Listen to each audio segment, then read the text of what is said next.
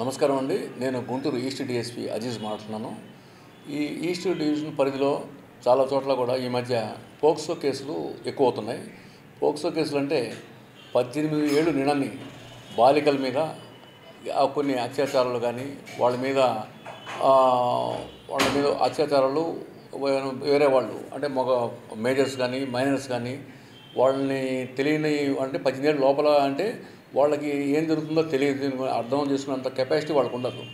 అది అదనంగా తీసుకొని చాలామంది వాళ్ళని సెక్సువల్గా వాళ్ళని టీచ్ చేయడం, కాలేజీకి వెళ్ళే పిల్లల్ని వేధించడం ఇవన్నీ చాలా జరుగుతున్నాయి. చాలా పోక్సో కేసులు నమోదవుతున్నాయి. అయితే ఇప్పుడు ఈ అత్యాధునిక కాలంలో ఈ సెల్ ఫోన్లు వచ్చినాయి. సినిమాలు కూడా చాలా అసభ్యంగా ఉంటున్నాయి. ఈ సెల్ ఫోన్లో కూడా అసభ్యకరమైన మెసేజెస్, వీడియోస్ అన్నీ వస్తున్నాయి. వాటిని చూసి కొంతమంది ఆ పిల్లలు కూడా ఆడపిల్లలు చెడిపోవడం అంటే వాటి పక్క ఆకర్షితులు జరుగుతుంది. దీన్ని అదనంగా తీసుకొని కొంతమంది యువకులు కానీ పోకిరి కుర్రోళ్ళు కానీ వాళ్ళని వేరే రకంగా సెక్సువల్గా వేధించడం జరుగుతుంది. చాలా కేసులు కూడా ఈ మధ్య మేము కట్టడం జరుగుతుంది. నేను తల్లిదండ్రులకు ఈ విధంగా చెప్పేది ఏంటంటే, మీరు మీ పిల్లల మూమెంట్స్ని వాచ్ చేయండి. వాళ్ళు ఎట్లా ఉన్నారు, ఎట్లా వెళ్తున్నారు.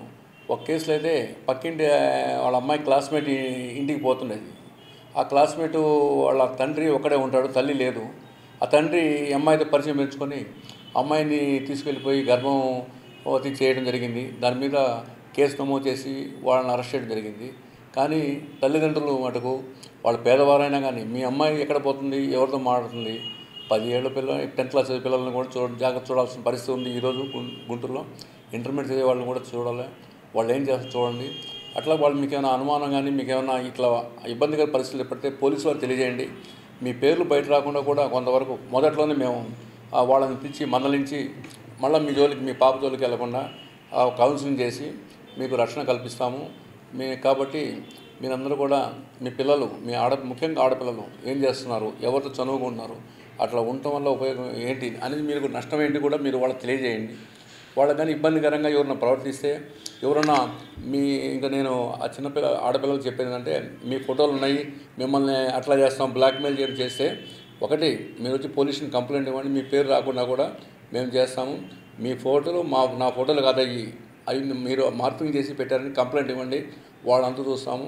కాబట్టి మీరు ఎట్టి పరిస్థితుల్లో భయపడకుండా పోలీసు వారి సహాయం తీసుకుంటారని భావిస్తున్నాను. నమస్తే.